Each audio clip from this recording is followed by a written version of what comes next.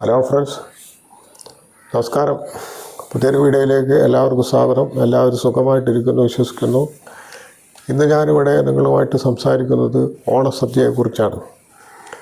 ലോകത്തിലെ അല്ലെങ്കിൽ മലയാളികളെല്ലാവരും, എല്ലാ മലയാളികളും ലോകത്തിൻ്റെ ഏത് ഭാഗങ്ങളിലായിരുന്നാലും ആഘോഷിക്കുന്ന ഒന്നാണ്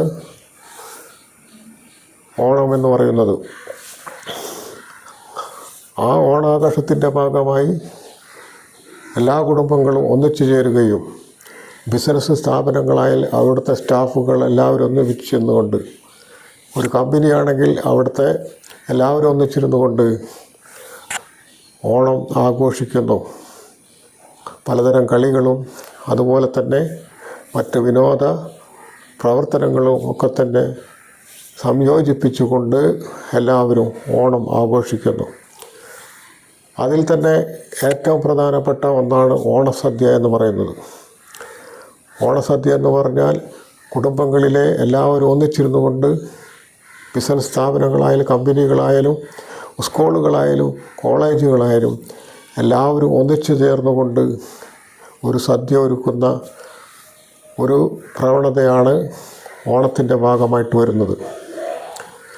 ഓണസദ്യ എന്ന് പറയുക സാമ്പാർ മുതൽ അവിയൽ, കാളൻ, ഓലൻ, പപ്പടം, പലതരം കറികൾ, പായസങ്ങൾ, ശർക്കര വരട്ടി എന്നിവ അടങ്ങിയതാണ് ഒരു ഓണസദ്യ എന്ന് പറയുന്നത്. അത് ഞാൻ പറഞ്ഞല്ലോ, അത് കുടുംബങ്ങളൊന്നിച്ച് മറ്റ് സ്ഥാപനങ്ങളൊക്കെ ഒന്നിച്ച് ഇരുന്നു കൊണ്ട് ആഘോഷിക്കുന്നു. വർഷത്തിൽ ഒരിക്കൽ വരുന്ന ഈ ആഘോഷം എല്ലാവരും ഒന്നിച്ച് കാണുന്നതിനും എല്ലാവരും ഒരുമിച്ചിരുന്ന് സന്തോഷം പങ്കുവയ്ക്കുന്നതിനുമുള്ള ഒരു അവസരമാണിത്. അങ്ങനെ കേരളത്തിലെ എല്ലാവരും ഒന്നിച്ചാഘോഷിക്കുന്ന ഈ ഓണത്തിൽ ഗവൺമെൻറ് തലങ്ങളിലും ഓണാഘോഷത്തിൻ്റെ ഭാഗമായിട്ട് പല പരിപാടികളും നടത്തുന്നു. ഗവൺമെൻറ് സ്പോൺസർ ചെയ്തുകൊണ്ട് വള്ളംകളികളും മറ്റു പരിപാടികളും ആഘോഷിക്കുമ്പോൾ അവർ തന്നെ നമ്മുടെ ഗവൺമെൻറ് 2025 ഗവൺമെൻറ് ഒരുക്കിയിട്ടുള്ള ഒരു ഓണസദ്യയെക്കുറിച്ചാണ് ഞാനിവിടെ പ്രത്യേകമായി എടുത്തു പറയുന്നത്. ആ ഓണസദ്യ എന്ന് പറഞ്ഞാൽ ഗവൺമെൻറ് ഒരുക്കിയിട്ടുള്ള ഓണസദ്യ, അതിൻ്റെ വീഡിയോ നിങ്ങൾക്ക് സോഷ്യൽ മീഡിയയിൽ സെർച്ച് ചെയ്താൽ കിട്ടുന്നതാണ്. ആ ഓണസദ്യ എന്ന് പറയുന്നത്, അത് പരിശോധിച്ച് കഴിഞ്ഞാൽ അതിൽ പങ്കെടുത്തവരെ കുറിച്ചാണ് എനിക്ക് പറയാനുള്ളത്. ആരൊക്കെയാണ് അതിൽ പങ്കെടുത്തത്? സമൂഹത്തിലെ ഏറ്റവും ഉന്നതന്മാരായ ആളുകളാണ് അതിൽ പങ്കെടുത്തിട്ടുള്ളത്. അതിൽ കാണാവുന്നത് ആരൊക്കെയാണ്?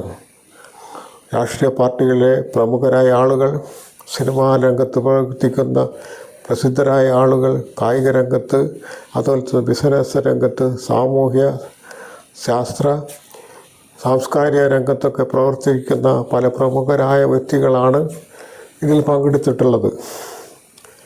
അപ്പോൾ അവരെക്കുറിച്ച് പറയുകയാണെങ്കിൽ അവരൊന്നും സാധാരണക്കാരായ ജനങ്ങളല്ല, സമൂഹത്തിൽ ഉന്നത പദവിയിലിരിക്കുന്ന ആളുകളാണ്.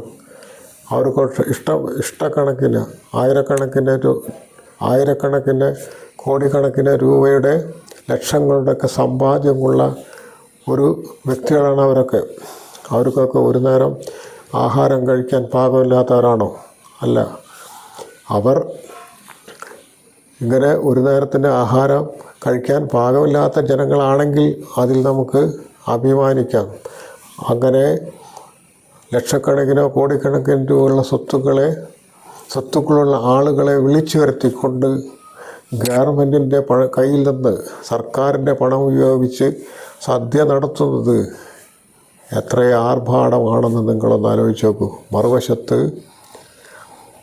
കർഷക തൊഴിലാളികൾ, ചുമട്ടുതൊഴിലാളികൾ, മറ്റ് സമൂഹത്തിൽ അവശത അനുഭവിക്കുന്ന ജനവിഭാഗങ്ങൾ, ഇവരൊക്കെ ഒരു വശത്ത് നിൽക്കുമ്പോൾ അവരൊക്കെ അവഗണിച്ചുകൊണ്ട്, അവരൊക്കെ ഓർക്കാതെ, അവർക്ക് ഒരു നേരത്തെ നല്ല ആഹാരം കൊടുക്കാൻ മെനക്കെടാതെ ഇങ്ങനെ സമൂഹത്തിൽ ഉന്നതരായ ആളുകൾക്ക് വേണ്ടി ഒരുക്കിയിട്ടുള്ള ഈ സദ്യ എന്ന് പറയുന്നത് ഒരിക്കലും അംഗീകരിക്കാൻ കഴിയാത്ത ഒന്നാണ്. ഇങ്ങനെ കർഷക തൊഴിലാളികളും ചുമട്ടുതൊഴിലാളികളും അതുപോലെ തന്നെ സമൂഹത്തിൽ അവശത അനുഭവിക്കുന്നവരും ഓർക്കുന്ന ഒരു കാലഘട്ടമുണ്ട് ഇവർക്കൊക്കെ. ഇപ്പോൾ അടുത്ത് വരാൻ പോകുന്ന ഇലക്ഷൻ വരുമ്പോൾ അവരുടെ മുന്നിൽ കൈതൊഴുത്തുന്നുകൊണ്ട് കൈകൂപ്പി നിന്നുകൊണ്ട് വോട്ടഭ്യർത്ഥിച്ച് വോട്ട് നേടി വിജയിച്ചു കഴിഞ്ഞാൽ ആരും തന്നെ വിജയിച്ചതിന് ശേഷം ആരും തന്നെ അവർക്ക് നേരെ മുഖം തിരിക്കുന്ന ഒരു പ്രവണതയാണ് ഈ കാണുന്നതൊക്കെ. അങ്ങനെ സമൂഹത്തിൽ അവശത അനുഭവിക്കുന്നവർക്ക് എന്തെങ്കിലും ചെയ്തിരുന്നെങ്കിൽ നമുക്ക് അതിൽ സന്തോഷം നൽകുന്നൊരു കാര്യമാണ്. ഇങ്ങനെ VIP ആളുകൾക്ക് സദ്യ ഒരുക്കിക്കൊണ്ട് നമ്മുടെ സമൂഹത്തിന് എന്ത് നേട്ടമാണ് ഉണ്ടാകുന്നത്? ആ പണം കൊണ്ട് ഓരോ അവശത അനുഭവിക്കുന്ന ജനവിഭാഗങ്ങൾക്ക് ഞങ്ങൾക്ക് മെഡിക്കൽ കോളേജിലോ അല്ലെങ്കിൽ മറ്റ് സർക്കാർ സ്ഥാപനങ്ങളിൽ ആശുപത്രികളിലൊക്കെ ചെന്ന് സന്ദർശിക്കുമ്പോൾ ഭക്ഷണം കിട്ടാതെ കുത്തിയിരിക്കുന്ന പല ആളുകളെയും നമുക്ക് കാണാം. അവരെയൊക്കെ ഉൾപ്പെടുത്തിക്കൊണ്ട് അവർക്ക് വേണ്ട സഹായങ്ങളൊക്കെ ചെയ്തുകൊണ്ട് ഈ സദ്യയുടെ പണം അവർക്ക് വേണ്ടി ഉപയോഗിക്കുകയാണെങ്കിൽ നമുക്ക് എല്ലാവർക്കും ഒരു സന്തോഷം നൽകുന്ന ഒരു കാര്യമാണ്. അതുകൊണ്ട് പ്രിയപ്പെട്ട സുഹൃത്തുക്കളെ, ഇങ്ങനെ ഖജനാവിലെ പണം എടുത്തുകൊണ്ട് സമൂഹത്തിലെ ഉന്നതന്മാർക്ക് വേണ്ടിയിട്ടുള്ള സദ്യ ഒരുക്കിയത് ഒരിക്കലും അംഗീകരിക്കാൻ കഴിയില്ല എന്നുള്ളതാണ് എനിക്ക് പറയാനുള്ളത്.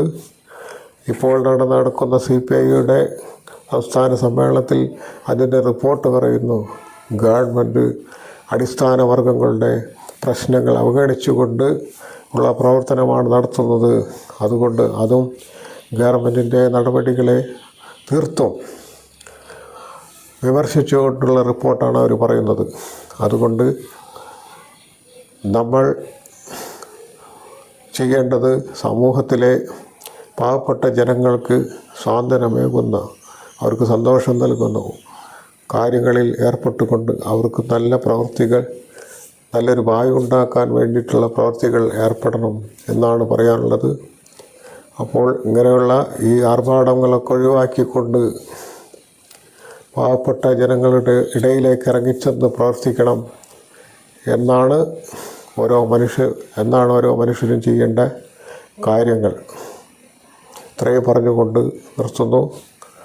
എൻ്റെ ഈ വീഡിയോ ഇഷ്ടപ്പെട്ടെങ്കിൽ ലൈക്ക് ചെയ്യുക, എൻ്റെ ഈ ചാനൽ സബ്സ്ക്രൈബ് ചെയ്യുക. അടുത്ത വീഡിയോയിൽ വീണ്ടും കാണാം. നന്ദി, നമസ്കാരം. എല്ലാവർക്കും സുഖവും സമാധാനമുള്ള ജീവിതം ഉണ്ടാകട്ടെ എന്ന് ആശംസിക്കുന്നു. നന്ദി, നമസ്കാരം.